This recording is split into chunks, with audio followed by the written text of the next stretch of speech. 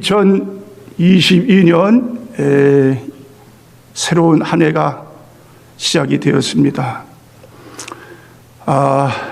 우리 지난 2년 동안 팬데믹 코로나19로 인해서 얼마나 많은 어려움을 겪고 정말 우리가 참 이러한 고통 속에서 살아왔습니다.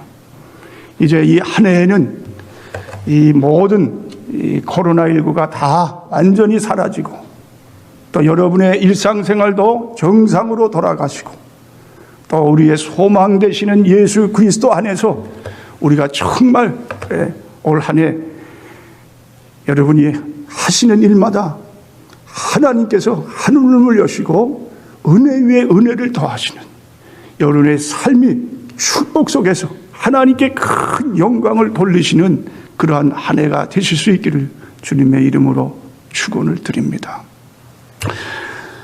오늘 이 말씀의 제목은 올 한 해 우리 교회에 하나님께서 주시는 표입니다. 표. 자, 너희가 짐을 서로 지라. 한번 따라해 주시면 감사하겠습니다. 너희가 서로 짐을 지라. 예, 그렇습니다. 오늘 이 한 해에 주신 이 말씀을 붙들고 우리가 함께 서로 짐을 지면서 서로가 가지고 있던 무거운 것들이 다 어떻게 해요? 눈 녹듯이 다 깨끗이 사라지는 그러한 한 해, 더 그리스도 예수 안에서 사랑으로 똘똘 뭉쳐가지고 하나님께서 우리 교회를 통해서 하시고자 하는 일들이 온전하게 또 풍성하게 이루어지는 그러한 놀라운 축복이 있는 올 한 해가 될 수 있기를 다시 한번 주님의 이름으로 축원을 드립니다. 오늘 말씀에 보면은 사도 바울 선생님이 갈라디아서를 이렇게 쓴 그러한 이 편지입니다. 갈라디아서에 보낸 편지의 내용은 이 갈라디아 교회에 이 이단들이 들어왔어요. 우리가 구원받는 것은 오직 예수 그리스도 복음으로 구원을 받는데 이 교회에 이상한 그러한 선지자들 선생들이 아니다. 구원을 받기 위해서는 예수 그리스도와 함께 율법을 우리가 알아야 된다. 전통을 믿어야 된다. 자, 그러므로 말미암아 이 갈라디아서의 교회에 큰 혼란을 가져오게 됩니다. 갈라디아서의 총 주제는 자유의 대헌장입니다. 이 갈라디아서를 통해서 우리가 그리스도 안에서 참 자유를 누릴 수 있는 그러한 놀라운 진리를 깨닫게 됩니다. 자, 그런데요, 여러분 구원을 얻기 위해서 율법을 알고 이 전통을 따라야 되고, 자, 이렇게 된다면 그것은 자유를 누리는 것이 아니라 뭡니까? 도리어 우리가 그냥 그러한 복잡한 그냥 구속 가운데서 더 어려운 생활을 하게 되는 그러한 것을 우리에게 보여주고 있는 것을 보게 됩니다. 자, 사도 바울의 위대한 점은 뭐냐면요, 사도 바울은 이 구원의 교리만 강조한 게 아닙니다. 교리를 가르치고 그 다음에는 우리가 일상생활에서 그 교리를 이루어갈 수 있는 그러한 삶의 윤리에 대해서도 우리가 구체적으로 잘 가르쳐주고 있는 것이 사도 바울의 그러한 이 내용입니다. 자, 로마서도 마찬가지예요. 로마서도 1장서부터 11장까지는 교리에 대해서 사도 바울이 가르쳐 줍니다. 12장서부터 마지막 16장까지는 우리 일상생활에서 배워야 하는 그 윤리적인 것, 실천적인 면에 대해서 그 아주 구체적인 그러한 말씀을 우리에게 가르쳐 주고 있습니다. 자, 그래서 오늘 이 갈라디아서도 마찬가지예요. 우리 일상생활 교인들의 삶 가운데에 어떻게 하면은 우리가 그리스도인답게 살아갈 수 있는가, 어떻게 하면 참 자유를 누리며 살아갈 수 있는가. 자, 거기에 대해서 사도 바울이 우리에게 가르쳐주고 있는 것을 보게 됩니다. 자, 여러분, 자, 어떤 사람들은 말합니다. 나는 말씀은 좋은데 교회에 가고 싶지 않습니다. 말씀은 전하는 목사가 싫습니다. 교회에서 얼굴을 마주치는 사람들이 싫습니다. 자, 그래서 시험이 들어서 교회에 못 가겠다는 말을 많이 합니다. 자, 이런 일이 일어날 때 어떻게 해야 할까요? 서로 편을 갈라가지고 나는 이러한 이 면이 옳다.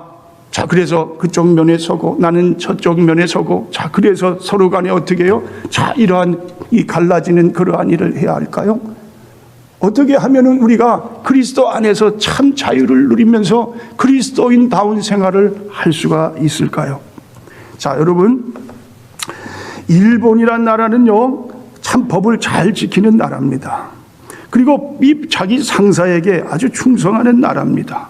질서가 있고 법이 있습니다. 그래서 치안이 가장 좋은 나라입니다. 그런데 법을 그렇게 잘 지키는 나라이면서도 알고 보면은 정죄의 영, 마음의 그 미움의 영이 사람들의 영혼을 사로잡아 가지고 늘 불안하고 고독한 삶을 살아갑니다. 상사가 세워지게 되면 어떤 불만이 있다 할지라도 그 사람 앞에서는 절대 싫은 소리를 하지 않습니다. 그런데요, 뒤로 가서는요, 칼을 가는 그러한 모습을 발견하게 됩니다. 자, 여러분, 국화와 칼이라는 책이 있습니다. 미국의 인류학자인 루스 베네딕트가 1946년에 지은 아주 일본 사람들의 그 면모를 정확하게 그렇게 묘사한 책입니다. 자, 이 국화라는 것은 일본 사람들이 참 좋아하는 그러한 꽃이에요. 그리고 일본 천황을 상징하는 꽃이기도 합니다. 칼은 뭡니까? 칼은 사무라이 정신을 의미합니다. 자, 이 사무라이 정신이라는 것은 뭐냐면요, 자, 뭡니까? 이 무서운 침략의 그러한 이 야욕을 나타내주는 그러한 이 의미가 있습니다. 자, 그렇습니다. 이렇듯이 국화와 칼이라는 것은 일본 사람들의 양명성을 우리에게 말해주고 있는 것입니다. 자, 일본 사람들은 왜 이렇게 양명성을 가지게 됐을까? 자, 그것을 학자들은요, 이 일본이라는 나라의 지리적인 특성에서 아마 그런 모습들이 이게 나타나게 됐다. 자, 일본은 어떤 나라입니까? 일본은 섬나라입니다. 고립되어 있습니다. 자, 그렇기 때문에 그들의 이 인격성은 아주 그냥 고립된 가운데에 참 뭔가 자기 자신들이 어떠한 참 어떠한 자기야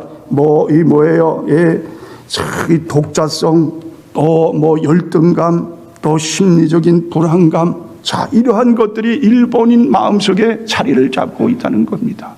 자, 그래서 사람들 앞에서는 잘하는 그러한 모습을 보이지만 또 뒤로 가서는 어떻게 해요? 자기만의 그러한 그러한 이 독립적인 그러한 이 마음을 가지고 열등감으로 그렇게 자기를 표출하는 그러한 사람들이 일본 사람이다. 자, 그러한 이야기입니다. 자, 그런데요, 이런 마음이 우리 그리스도인들 안에도 있다는 것입니다. 우리 안에 미움이 있습니다. 그리고 쉽게 판단하고 정죄하는 모습이 있습니다. 이것이 교회 생활하면서 반드시 이기고 넘어서야 할 그러한 산입니다. 이 문제를 넘어서서 형제간의 아름다운 연합이 이루어진다면 우리는 말할 수 없는 큰 역사를 일으킬 수 있는 그러한 그리스도인이 될 수 있다는 사실입니다. 자, 여러분, 그렇다면요, 어떻게 우리가 이 문제를 해결할 수 있을까요? 자, 여러분, 오늘 본문에 돌아가셔서 1절 말씀을 한번 보시기 바랍니다. 형제들아, 사람이 만일 무슨 범죄한 일이 드러나거든 신령한 너희는 온유한 심령으로 그러한 자를 바로잡고 너 자신을 살펴보아 너도 시험을 받을까 두려워하라. 자, 여기 보면은 신령한 우리라는 그러한 말이 나옵니다.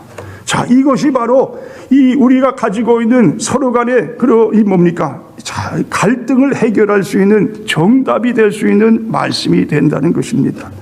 자, 인간 관계에서 문제가 일어나는 것은 죄로 인한 것입니다. 죄를 짓는 사람도 잘못이지만 그러나 죄를 짓는 사람을 정죄하고 미워하는 것도 죄를 짓는 것입니다. 그러니 서로가 서로의 죄로 인해 찔리고 상처나는 그러한 삶을 살아가게 됩니다. 자, 이러한 삶은요, 세상 사람들과 별반 차이 없는 그러한 모습이 된다는 사실입니다. 자, 그런데 오늘 사도 바울이 말하는 것처럼 신령한 우리가 된다면 우리는 서로의 죄를 온유한 심령으로 대할 수가 있습니다. 여러분, 온유한 심령이라는 것은 뭡니까? 온유한 심령이라는 것은 말하자면 어머니와 같은 마음이에요.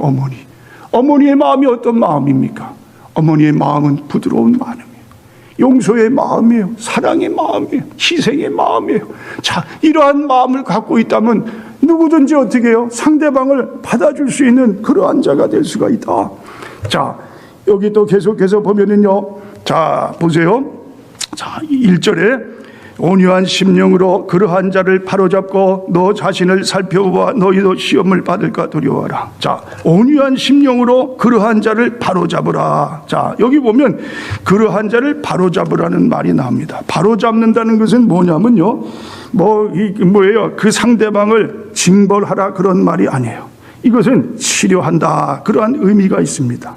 마치 부러진 다리를 다시 맞추어서 어떻게 해요? 잘 걸을 수 있도록 그렇게 만들어주는 것을 바로잡는다. 자, 그런 말씀입니다. 자, 그렇습니다. 그러니까 바로잡는다는 말은 뭡니까? 자, 그것은요, 영적으로 말하자면은 사랑으로 상대방을 어떻게 덮어주라는 거예요. 사랑으로 그 사람을 어떻게 해요? 고치는 그러한 일이 될 때에 그것이 뭐예요? 이 온전한 그러한 마음, 신령한 그러한 자가 된다. 그런 말씀입니다. 자, 어떤 사람이 남편과 자주 싸웁니다. 그 이유가 무엇이냐면요, 그 사람이 이렇게 바뀌면 좋겠는데 바뀌질 않으니까 그렇게 해서 싸우게 됐어요. 밥 먹을 때도 이 남편이 막 소리를 내면서 먹습니다. 또 이 쓰레기를 버려야 되는데 이 쓰레기를 버리지 않습니다. 그러니까 부인이 볼 때 어떻게 답답한 거예요. 참 소리도 내지 말고 좀 깨끗하게 먹고, 그렇죠?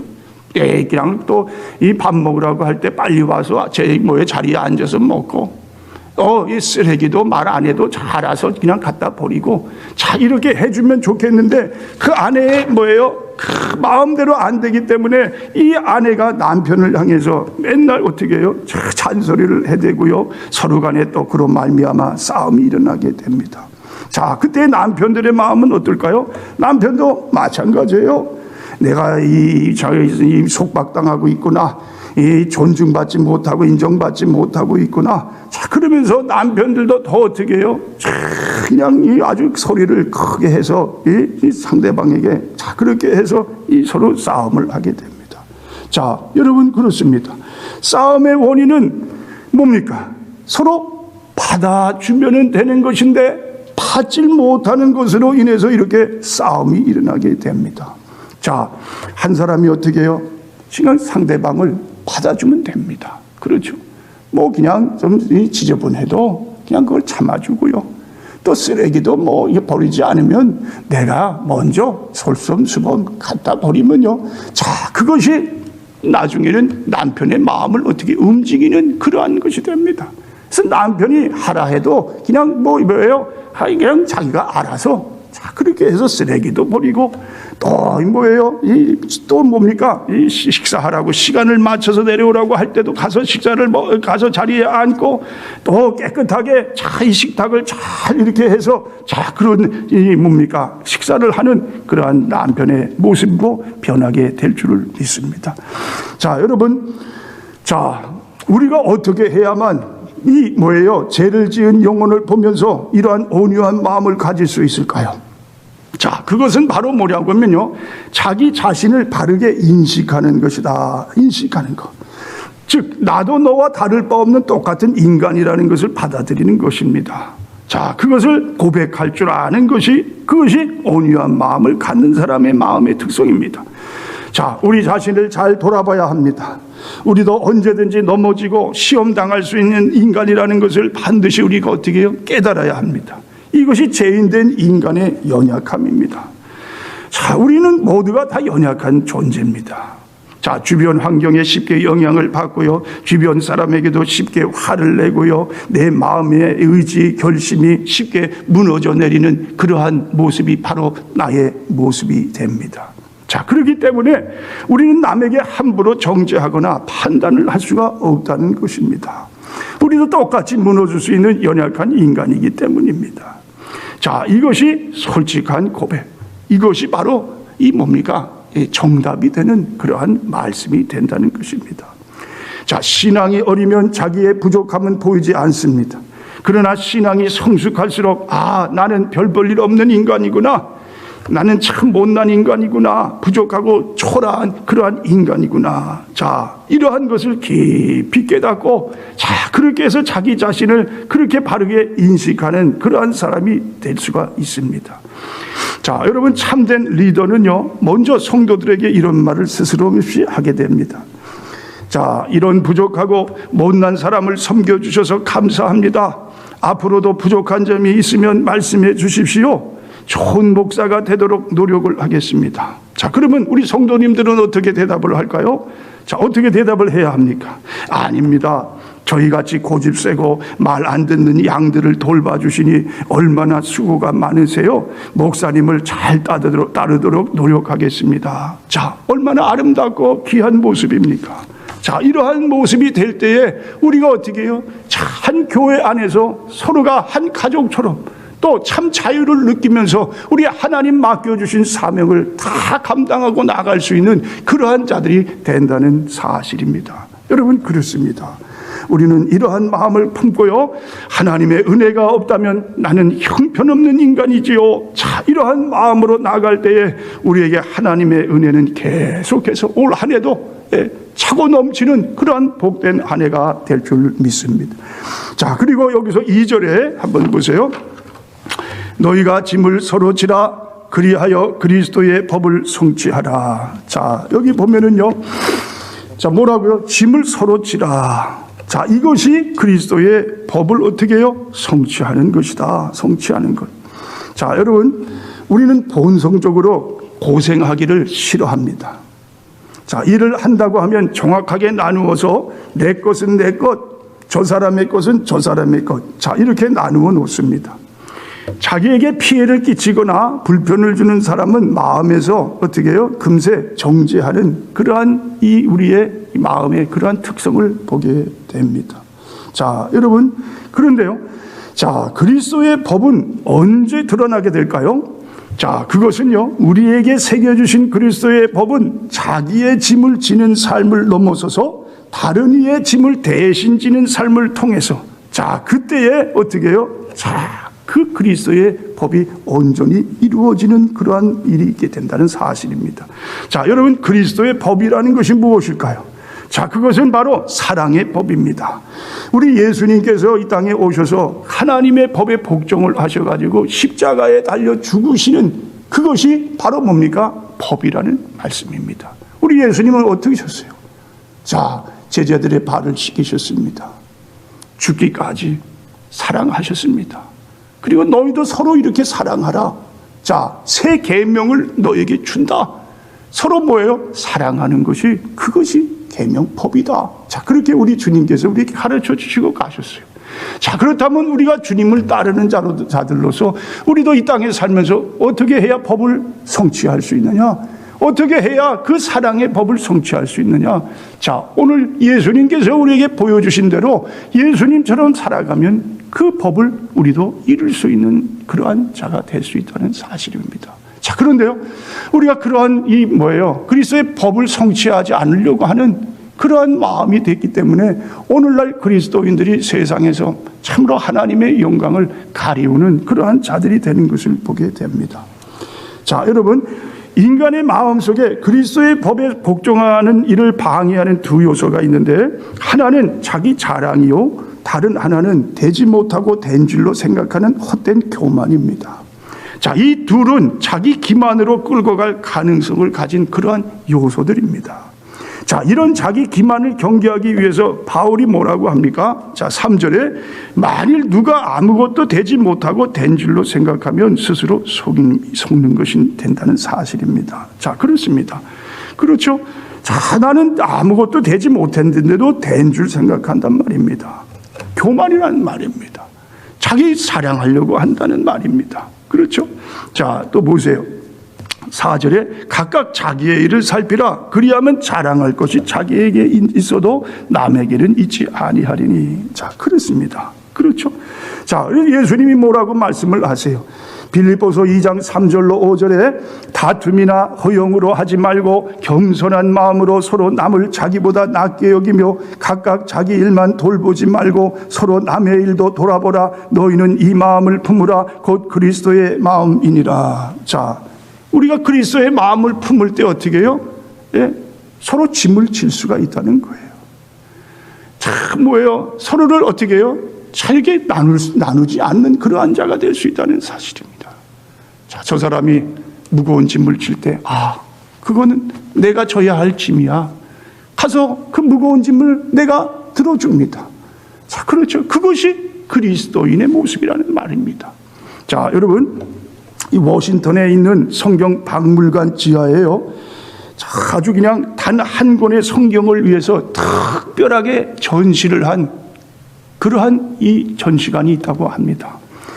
자, 옛날 양피지서부터 전 세계의 진귀한 성경이 모두 전시되어 있는데, 자, 그곳에서 아주 그냥 뭡니까? 특별 대접을 받고 있는 그러한 성경 한 권이 있다. 자, 왜 그럴까요? 자, 이 성경은요, 1808년 영국에서 간행된 성경입니다. 겉보기에는 일반 성경과 다를 바가 없어요. 그런데요, 문제가 뭐냐? 창세기를 마친 뒤에 출애굽기 19장으로 넘어간다는 겁니다. 자, 그러니까 출애굽기 1장에서부터 18장까지의 내용이 없다는 거예요. 자, 그러면 출애굽기 1장서부터 18장에 무슨 내용이 기록되어 있을까요? 자, 그것은요, 종살이 하던 이스라엘 자손들이 모세의 인도를 따라서 이집트의 압제에서 해방되는 이야기를 기록한 그러한 내용이 담겨져 있습니다. 그런데요, 그 이야기가 빠진 거예요. 책을 만들면서 잘못 만든 게 아니에요. 의도적으로 빼버린 겁니다. 그것은 노예들에게 해방이나 자유에 대한 희망조차 주지 않도록 하기 위함입니다. 자, 그래서 이 성경책은 구약의 90%가 이 편집이 되거나 삭제되거나, 또 신약의 50%가 또 삭제되거나 편집이 된 그러한 내용의 성경책입니다. 자, 여러분, 예수님의 가르침의 가장 핵심이라고 할 수 있는 갈라디아서 3장 28절 말씀에 보면은 유대인이나 헬라인이나 종이나 자유인이나 남자나 여자나 다 예수 그리스도에서 하나다.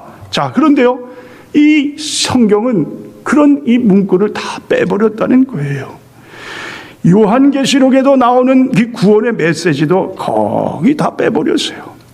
자, 그 대신요, 베드로전서 2장 18절 범사에 두려워함으로 주인에게 순종하라. 누가복음 12장 47절 주인의 뜻대로 행하지 아니한 종은 많이 맞을 것이라. 자, 이러한 부분은 어떻게 이 성경에 빠짐없이 다 들어가 있다는 겁니다. 자, 그래서 이 성경을 노예 성경이라고 이 이름을 지어서 그렇게 불려진다고 합니다. 자, 여러분, 자, 노예 제도를 주장하고 노예들이 자유나 해방을 마음에 두지 못하도록 자, 그렇게 해서 만든 성경.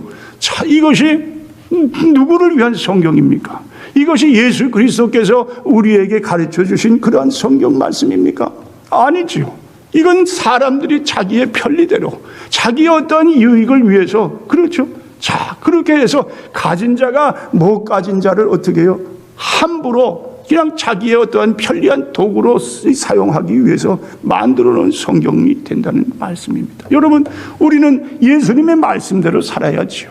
성경에 기록된 대로 자, 순종하면서 자, 그렇게 사는 것이 우리 그리스도의 삶이 되어야 한다는 말씀입니다. 자, 세상은 어떻게 하면 고생을 덜하고 살까를 생각합니다. 그래서 좋은 학교를 가고 좋은 회사에 들어갑니다. 그리고 사람들 위해 서서 명령하고 자기는 편하게 남들이 일해주는 것을 기다립니다. 자, 이것이 세상의 모습입니다. 그러나 예수님 안에서의 삶은 어떻게 다릅니다. 짐을 많이 지는 사람이 리더입니다. 짐을 많이 지고 고생을 많이 하고 가장 고민을 많이 하는 사람이 진짜 리더가 된다는 사실입니다. 나중에 이렇게 짐을 많이 진 사람은요, 그의 삶의 태도를 보면은 분명하게 그것이 드러나게 됩니다. 이미 짐을 지는 것이 몸에 배어 있기 때문에 어디를 가나 짐을 져야 할 것이 무엇인지 그 사람 눈에는 그것이 들어오게 됩니다. 자, 그래서 어떻게 해요? 저 사람에게는 음료수 한 잔이 필요하구나. 저 사람은 위로의 말 한마디를 건네줘야 되겠구나. 저 사람에게는 이런 도움이 필요하구나. 자, 그래서 어떻게 해요? 자연스럽게 그러한 모습이 자기의 그 행동에서 그대로 나타나게 된다는 그러한 말씀입니다. 자, 여러분, 그렇습니다. 오늘 사랑하는 성도 여러분, 올 한 해 우리 교회에 서로 짐을 지라는 말씀처럼요, 그렇습니다. 우리 누구누구 저 집사님 참 저렇게 어렵구나. 내가 참 가서 한번 이 오른팔 역할을 해야 되겠구나. 따뜻한 한마디 위로가 필요하구나. 자, 그래서 어떻게 해요? 가서 위로의 말 한마디를 건네줄 때 그것이 진정 우리 예수님께서 우리에게 가르쳐 주시는 말씀, 하나님의 자녀 그리스도인으로서 살아가는 그런 온전한 모습이 된다는 사실입니다. 자, 3절 말씀 보세요. 만일 누가 아무것도 되지 못하고 된 줄로 생각하면 스스로 속임이니라. 자, 그렇습니다. 그렇죠? 자, 여러분, 저도 마찬가지입니다. 삶을 돌아보면서 부끄러운 일들이 많이 있었어요. 말씀을 전하고도 말씀 전한 후에 집에 돌아가서 그 말씀을 곰곰이 생각을 해보게 됩니다. 내가 참 부족한데. 자, 그러면서요, 자기 자신을 한번 이렇게 하나님 앞에 자 이렇게 내려놓고 자기 자신을 진단하면서 또 회개하고, 자 그렇게 하나님 앞에 나아갑니다. 여러분, 우리 인간은 누구나가 다 마찬가지입니다. 다 연약한 존재입니다. 부족한 것이 있습니다. 실패도 합니다. 자, 그런데요, 자 그러한 우리가 서로가 어떻게 해요? 서로 짐을 지면서 서로 격려하지 않는다면 누가 우리를 격려하게 될 수 있을까요? 사탄이 우리를 격려할까요? 아니죠. 자, 사단은 언제나 어떻게 해요?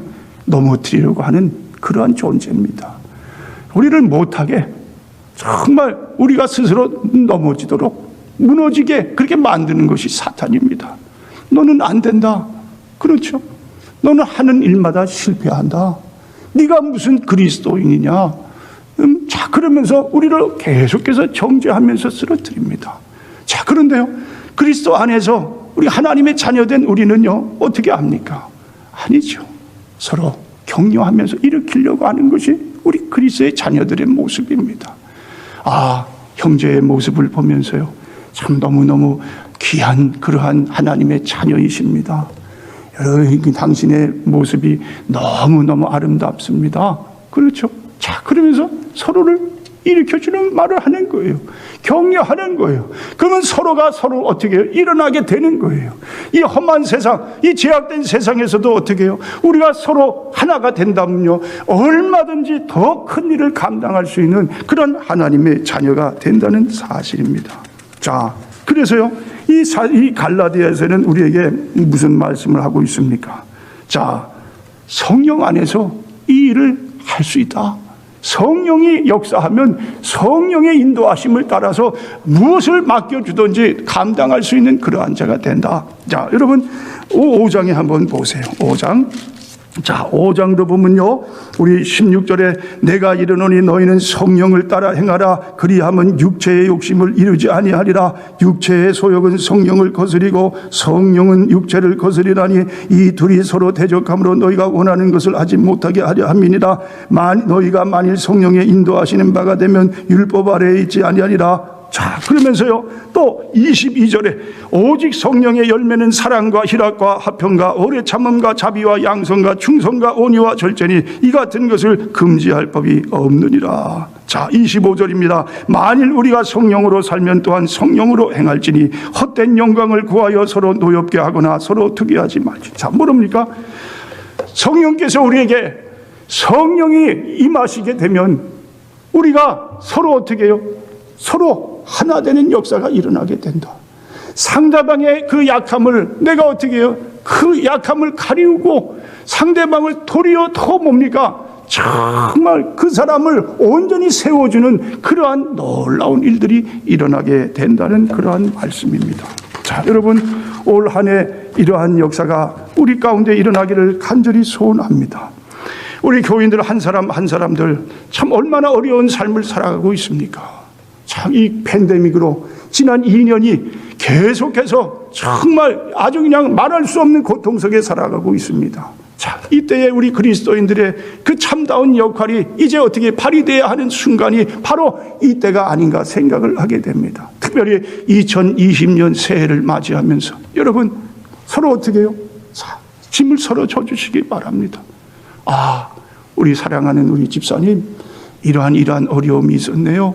내가 부족하지만 조금이라도 좀 힘이 되길 원합니다. 자, 그래서 그러한 마음을 가지고 서로를 대할 때 얼마나 그것이 아름다운 모습으로, 얼마나 우리 교회가 정말 천국과 같은 그러한 놀라운 그러한 교회가 되는지를 알 수가 없는 그러한 축복이 임하게 될 줄 믿습니다. 여러분, 이 짐을 서로 지라는 것은 뭡니까? 네, 그건 고생하라는 거예요, 고생. 네, 나만 편해가지고 그냥 홀로 어떻게 해요? 그렇게 해서 잘 살고 잘 먹으라는 것이 아니에요. 우리 그리스도인의 삶은 고생의 삶입니다. 내가 조금 더 고생할게. 자, 그것이 신앙의 어른들의 모습이에요.